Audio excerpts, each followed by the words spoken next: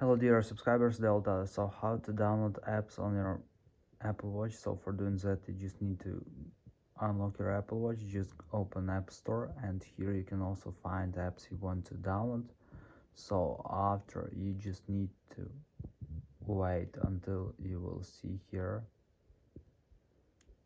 that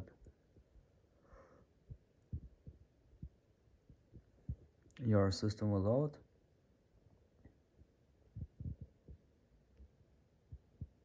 So let's try to open that again.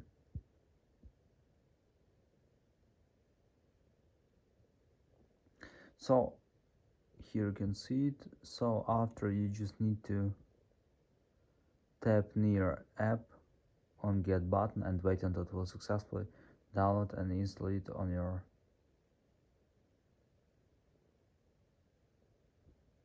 Apple Watch. So thanks for watching, have a nice day, goodbye.